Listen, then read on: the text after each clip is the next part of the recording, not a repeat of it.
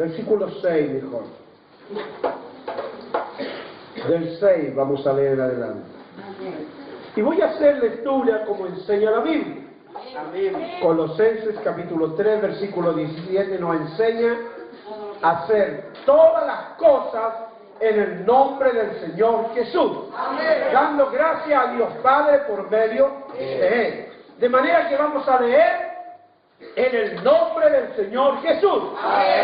Dice así: mas tú, cuando ores, entra en tu aposento y cerrada la puerta, ora a tu Padre que está en secreto, y tu Padre que ve en lo secreto te recompensará en público.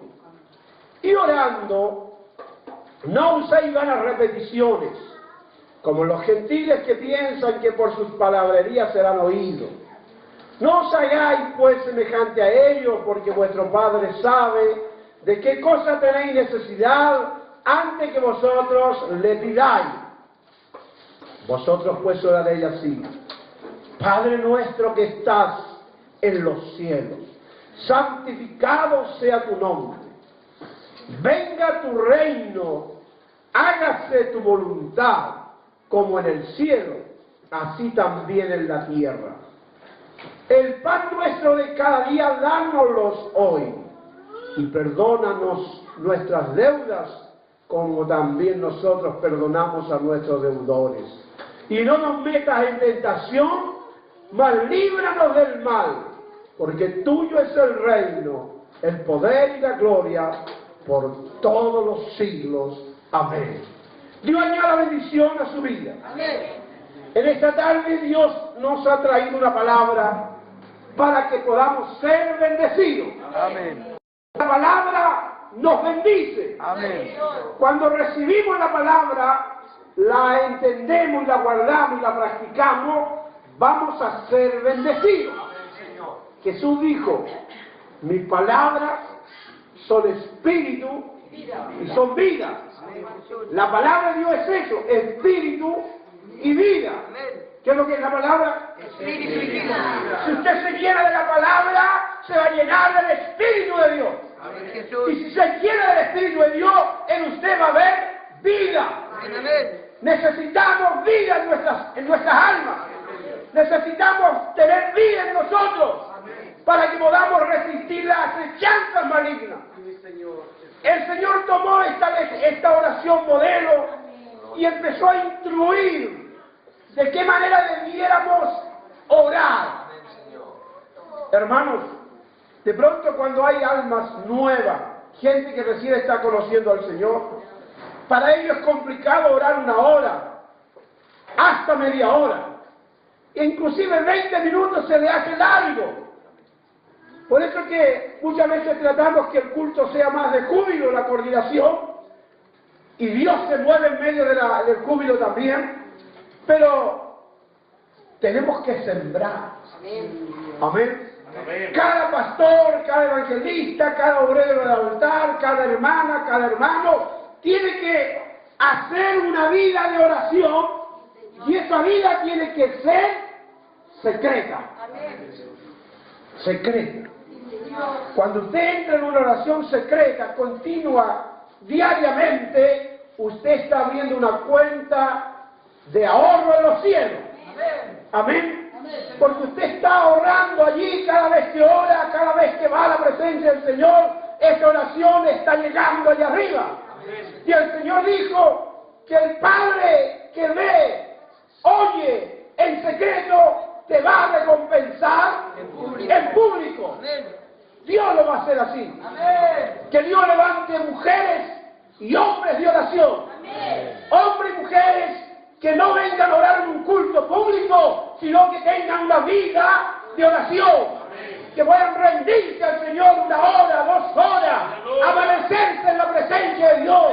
Que Dios levante gente que pueda interceder. Amén. Que pueda ponerse entre el necesitado y Dios. Eso es lo que hace la oración. Cuando hay hombres que oran en secreto, están haciendo eso. No están buscando el jactarse ni el aplauso de nadie, sino que están buscando el bienestar del que está necesitado. Amén, amén. Aleluya. Abraham fue un intercesor. Se paró entre medio de Sodoma y Gomorra y el Señor. Cuando Dios dijo, voy a destruir Sodoma y Gomorra, ¿qué empezó a hacer Abraham? A hablar con Dios. Empezó a orar con Dios y empezó a interceder y a decir, Señor, y vas a destruir al injusto con el justo. Y el Señor le empezó a hablar y a decir, si hubieran justos, yo los destruiría. Y empezó a hablar, y si hubieran 50, y si hubieran 10, y el Señor le decía, si hubieran 10, no los destruiría. Amén. Esa es la labor del que intercede, Sí, amén, amén. del que se para entre el necesitado y Dios. Amén. ¿Cuántos están dispuestos a entrar en ese espíritu? Para eso hay que orar. Y para eso hay que orar en secreto. Y para eso hay que buscar la presencia del Señor. Fue tanto lo que insistió Abraham que dijo, Señor, y si hubiera uno, destruiría a ese uno junto con todos los malos. Y el Señor escuchó la oración.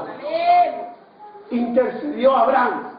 Y Dios sacó de ahí, de Sodoma y Gomorra, a Lot, por misericordia a su esposa, a su familia, ¿no es cierto? Aunque una quedó por ahí a media. Pero la intercesión de Abraham fue en favor de los que estaban allí, que eran parte del pueblo de Dios. Para eso, hermano, es la oración.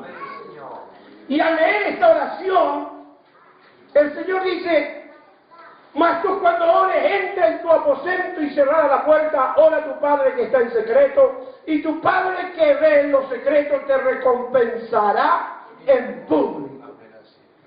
Ese es nuestro Dios. Usted puede estar en un cuartito, en una sala allí, pero si usted empieza a hablar con Dios, Dios le va a escuchar. ¿Cuántos creen que Dios escucha la oración? Dios escucha la oración. Hermano, yo les conversaba, el otro día se hizo un culto en la casa, llegaron los hermanos sin planificar nada. En el día yo le había dicho, Señor, tú tienes instrumento, envía instrumento a la casa.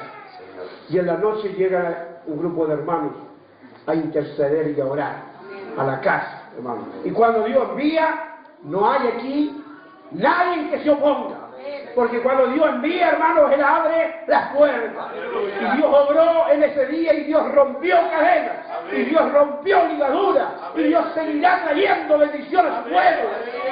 Aleluya. Hermanos, antes que le pidamos a Dios, Dios ya está trayendo respuesta a nuestras oraciones. Que Dios levante hombres, mujeres que puedan interceder, orar, ir a la presencia de Dios.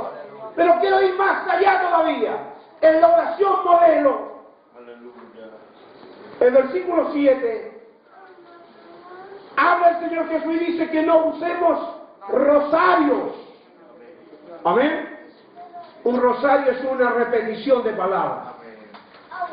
Dice, cuando oréis, no uséis repeticiones, vanas repeticiones como los gentiles que piensan que por sus palabrerías serán oídos. Dios quiere, hermano, que la oración nazca de adentro, del corazón.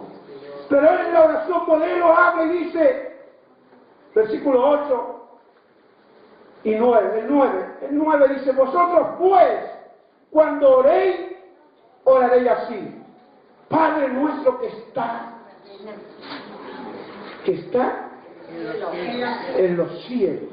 O sea, lo primero que nos marca que mi oración, su oración, va dirigida a alguien. Amén.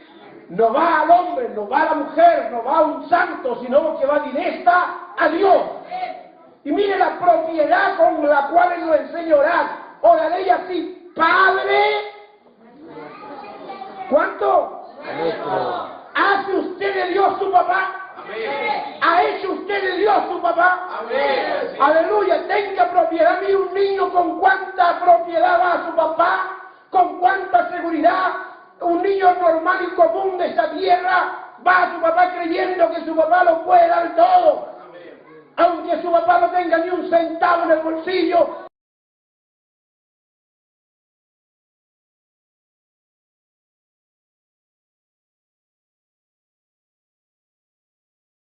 tiene la confianza en su papá, que su papá le va a suplir su necesidad.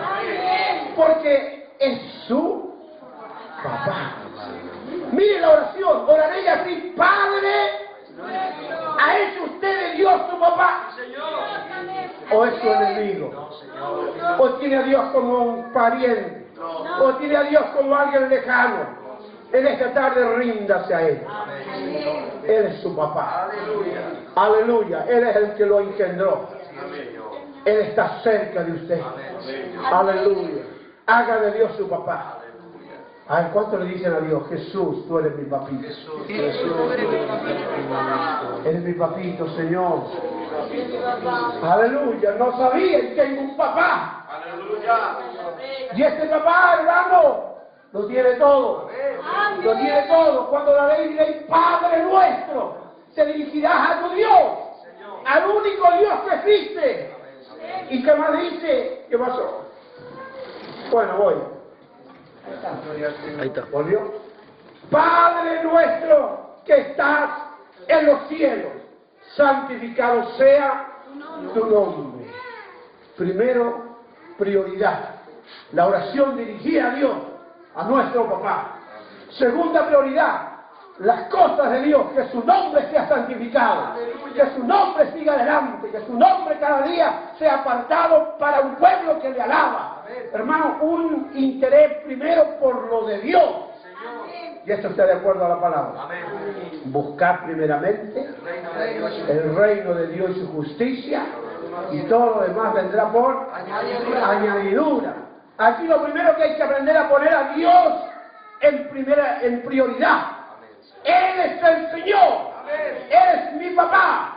Él tiene que ser honrado. Él tiene que ser obedecido. Él tiene que ser querido. Él tiene que ser exaltado. Porque Él es nuestro papá. Amén. Amén. Amén. Dice: santificado sea tu nombre. Venga tu reino. Hágase tu voluntad como en el cielo, así también en la tierra. Véngase tu reino. Un reino. Usted sabe que a Chile y a Sudamérica llegó un reino muchos años atrás. España. ¿Qué reino llegó? España. Los españoles. Cada hombre que llegó venía representando la corona española. Y ellos venían a traer el reino de España, hablemos de Chile, a Chile. Amén. ¿Y qué hicieron ellos cuando llegaron a Chile? Empezaron a meter creencias españolas, ideas españolas, costumbres españolas, vestimenta española, forma de hablar de España, forma de vivir de los españoles. Y los habitantes que habían acá en Chile, que eran los mapuches, fueron conquistados. Ellos tenían otra forma de vida. Ellos vivían de la tierra. Ellos vivían a su modo, a su manera. Pero ellos fueron obligados a cambiar su forma de vestir, su forma de vivir, su forma de proceder. ¿Por qué? Porque el reino de España había llegado a Chile. Amén. Estoy poniendo ese pequeño ejemplo histórico, porque aquí en la palabra dice: véngase tu reino. O sea, ¿qué es lo que estamos pidiendo? ¿Qué quiere Jesús que pidamos la oración? Que todo lo que se hace allá arriba en el cielo se empiece a hacer conmigo. Se empiece a hacer contigo. Por eso dice: véngase tu reino y hágase tu voluntad como en el cielo, acá en la tierra. Y ese reino, hermano, tiene que empezar en mí. Ese reino tiene que empezar en usted. Por eso que al conversar, antes de ponerlo a predicar, dijimos que antes pertenecíamos al reino de las tinieblas. Pero el Señor ahora nos ha colocado en un nuevo reino. Estamos en el reino de Jesucristo. Amén. Y en este reino, Jesucristo es el Rey. Amén. Todas las costumbres del cielo tienen que ser trasladadas a mi vida. Aleluya. ¿O no? Amén. Por eso que vamos a ser distintos, ¿no? Jesús dijo: vosotros estáis en el mundo. Juan 17 en la oración dijo: Vosotros estáis en el mundo, pero no sois del mundo. Por eso el mundo los va a aborrecer. Cuando el reino de Dios viene a nuestra vida, hermanos, y se establece en nosotros, empezamos a aprender costumbres de arriba, pensamientos de arriba. Hermano, perdimos la cultura humana, por eso la Biblia dice que hemos sido redimidos de toda lengua, de todo linaje, de toda nación. Cuando el reino de Dios se establece en nuestra vida, pasamos a ser ciudadanos celestiales. Amén. Gloria a Dios. Amén. Aleluya. Amén. El rey principal en mi vida tiene que ser papá. Mi Padre nuestro.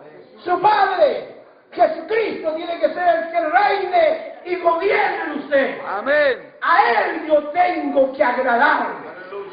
A Él yo tengo que agradarle y a Él yo tengo que obedecerle. Véngase tu reino. ¿Cuántos están dispuestos a dejar que el Señor reine en su vida? Amén. Porque eso es lo que enseñó Jesús en la oración. Oraré así, oraré a papá, oraré que su nombre sea santificado y oraré que su voluntad, su reino venga.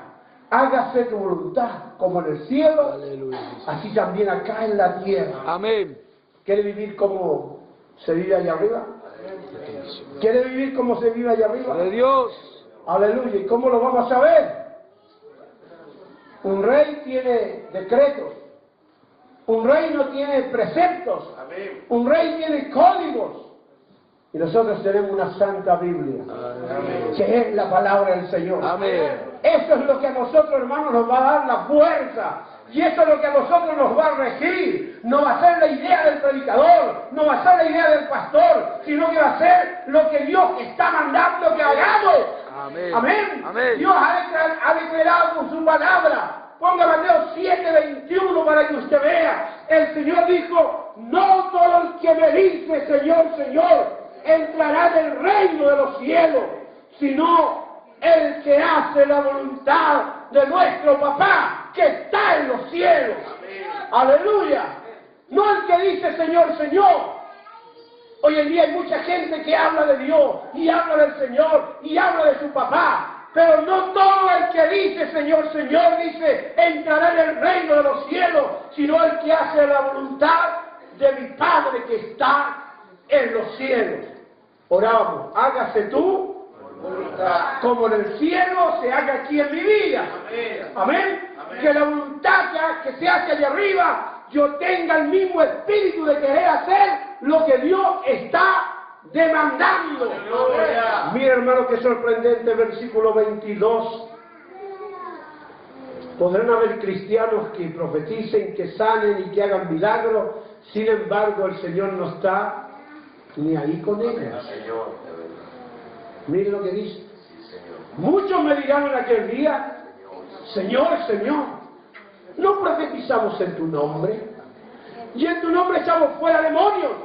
Y en tu nombre hicimos muchísimos milagros. Mire lo que le va a contestar el Señor. Y entonces le declararé, no os conocí, apartados de mí, hacedores de maldad. O sea, cuando usted deja que el reino de Dios empiece a gobernar en su vida, usted va a vivir de acuerdo a las leyes de arriba. Amén. Y esas leyes están en la palabra. Amén. Por eso dice, no todo el que me dice Señor, Señor, entre en el reino de los cielos, sino el que hace la voluntad de mi Padre que está en los cielos. La voluntad de papá está escrita en la Biblia. Cada Biblia que usted tiene, cada hoja, cada capítulo, ahí hay una palabra de Dios que hay que creer. Primero, hay que creer a la palabra. Hay que creer a lo que dice la Biblia. Creer que la Biblia es palabra de Dios. Lo primero que usted tiene que hacer es creer que la Biblia es palabra de Dios. Pregúntele a tu hermano si cree eso.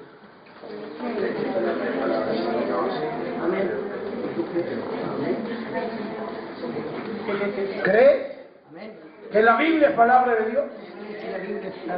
¿Lo cree de todo corazón? Entonces obedece. Obedece. Obedece.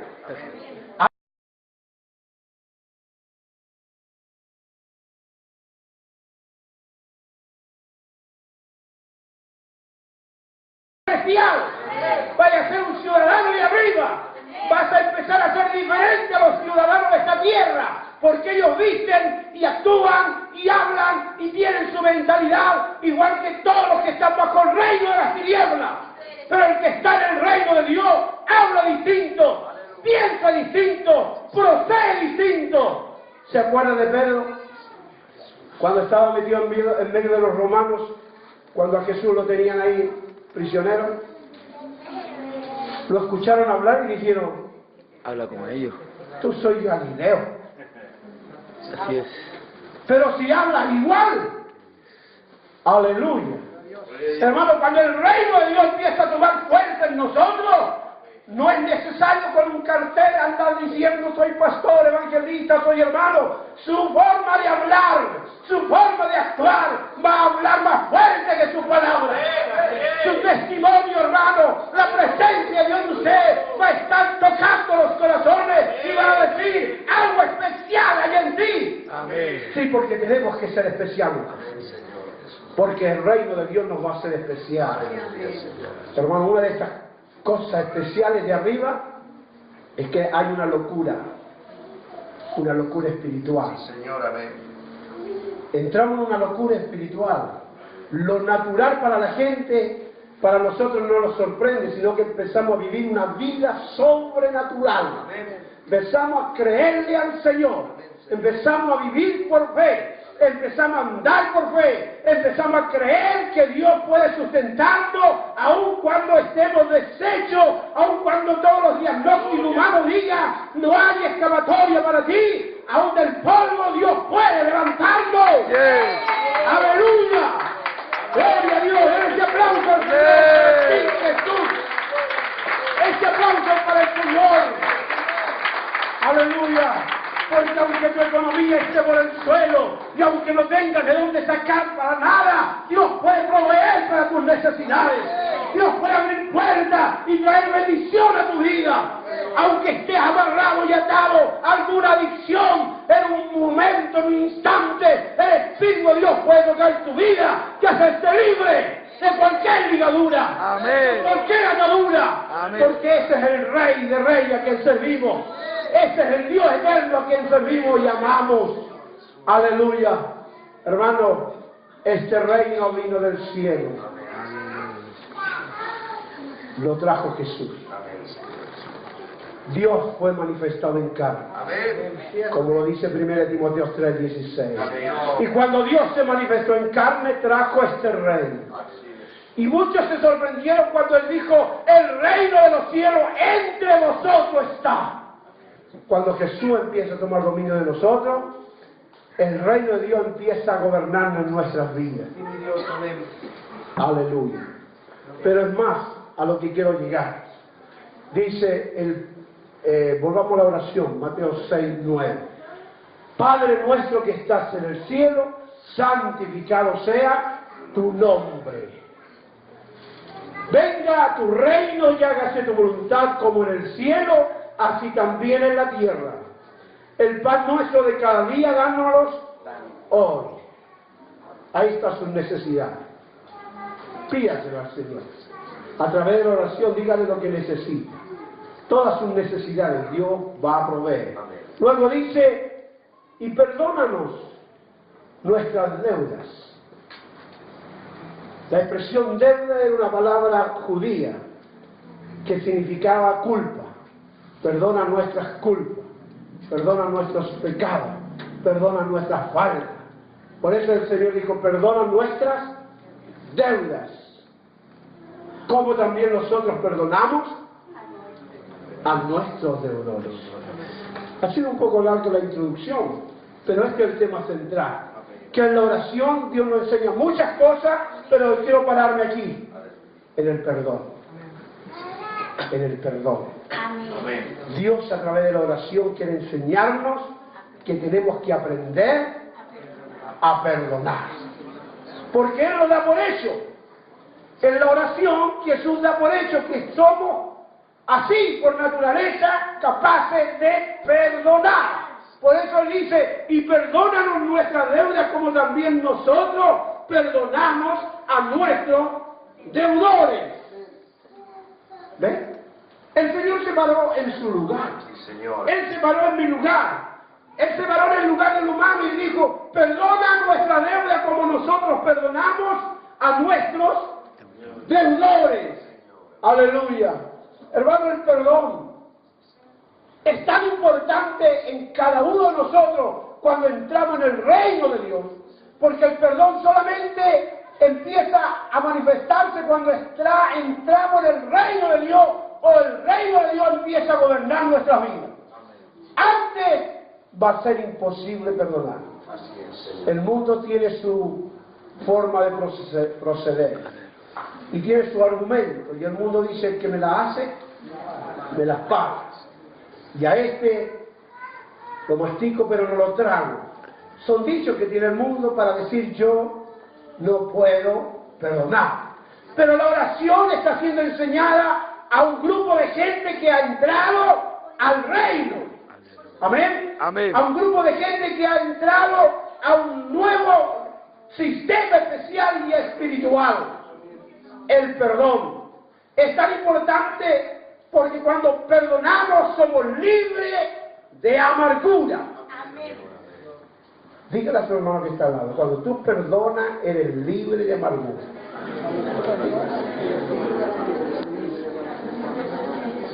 Hermano Marcelo, dígale ahí al joven que está allí, cuando tú perdonas eres libre de amargura. Aleluya. Cuando tú perdonas eres libre de amargura. Cuando tú perdonas eres libre de amargura. Aleluya.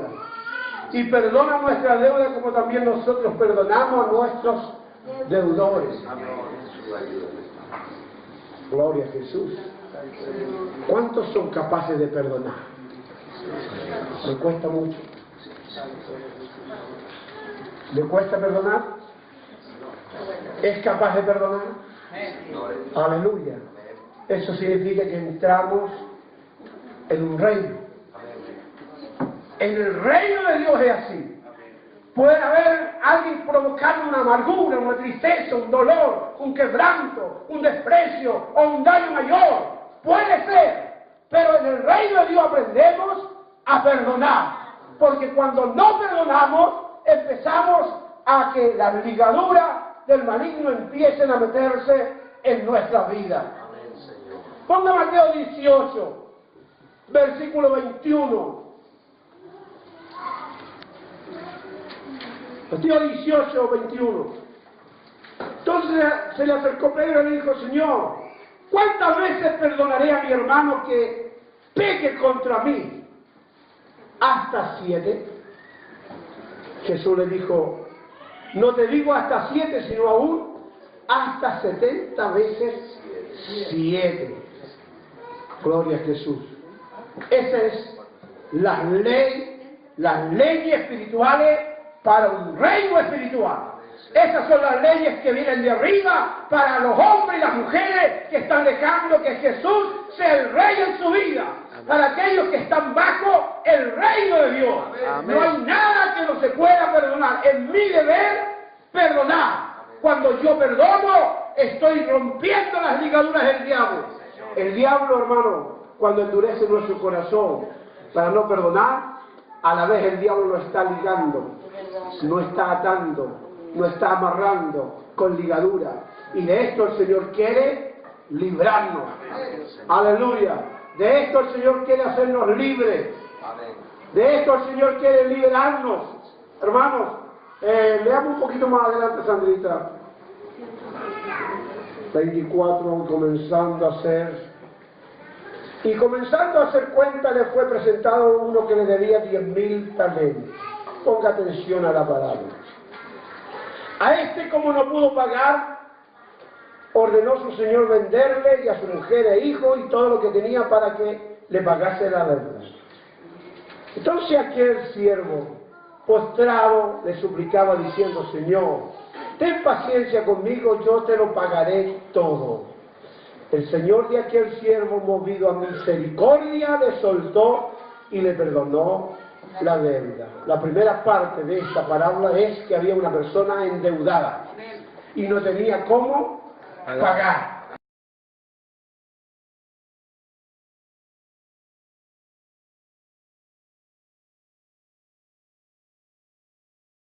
El Señor de este siervo le tuvo misericordia y le perdonó todo. Vaya tomando nota. Para perdonar tiene que haber misericordia. Cuando no hay misericordia, no se perdona. Cuando no hay misericordia, queremos venganza. Cuando no hay misericordia, queremos pisotear al otro. Cuando no hay misericordia, queremos hundir al otro. Pero cuando hay misericordia, se puede perdonar. Entonces, ¿qué necesitamos para perdonar? Tener misericordia. Que Dios en esta tarde desate misericordia en cada uno de nosotros. Pero miren, leamos un poquito más. 28 dice, pero saliendo aquel siervo, a ese siervo que se le había perdonado lo que debía, dice, halló a uno de sus consiervos que ese le debía a él 100 denarios. ¿Nos damos cuenta? Él debía 10.000 y este otro le debía 100.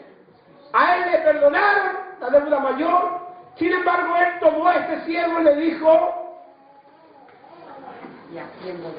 pero él saliendo de aquel siervo halló a uno de sus consiervos que le debía 100 denarios y haciéndose de él le ahogaba diciendo, págame lo que me debes. Quería a toda costa que le pagara. A lo mejor estaba en lo justo. A él le debían eso. Y quería que le pagara a toda costa. Pero mire, dice, entonces su consiervo postrándose a sus pies, le rogaba diciendo, ten paciencia conmigo, yo te lo pagaré todo. Se humilló, igual como se había humillado él. Pero sin embargo acá pasó algo al revés. Viendo a su consiervo lo que pasaba, se entristecieron mucho. A ver, más él no quiso, sino que fue y lo echó en la cárcel hasta que pagase la deuda. O sea, no lo quiso perdonar.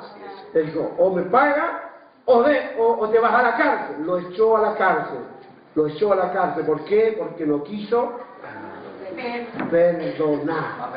Cuando usted no perdona, tiene atada a la otra persona. Cuando usted no perdona, tiene a la otra persona atada, oprimida. Luego dice, los consiervos vieron, se entristecieron mucho por los que veían y vinieron de su señor y le contaron todo lo que había pasado. El 32. Entonces llamándole su señor le dijo, siervo malvado, toda aquella deuda te perdoné porque me rogaste. ¿No debías tú también tener misericordia de tu consiervo, como yo tuve misericordia de ti? Mire la palabra. ¿Qué decía la oración modelo? Perdona nuestras deudas como nosotros perdonamos a nuestros deudores. Que Dios le bendiga. Perdona nuestras deudas como nosotros perdonamos a nuestros deudores. En la palabra, hermano, en la palabra, uno de los siervos debía. Y el siervo, el dueño le perdonó. Así es. A este que se le había perdonado, había otro que le debía un poquito menos. Y se humilló el deudor y le pidió perdón, espérame. Y ni siquiera le dijo, perdóname la deuda, sino le dijo, ten paciencia conmigo, te lo voy a devolver todo. Pero él no quiso, sino que lo metió a la cárcel. Y el que le había perdonado la deuda a él, lo llamó y le dijo, eres un siervo, ¿cómo? Malvado. Cuando usted lo perdona, ¿qué es? Malvado. Un siervo malvado. Si usted no está perdonando, es un siervo, es una sierva Malvada. Dígalo, si es la palabra de Dios la que nos dice. Si no perdono, soy un siervo malvado, un siervo malo. Me falta misericordia. Dígale.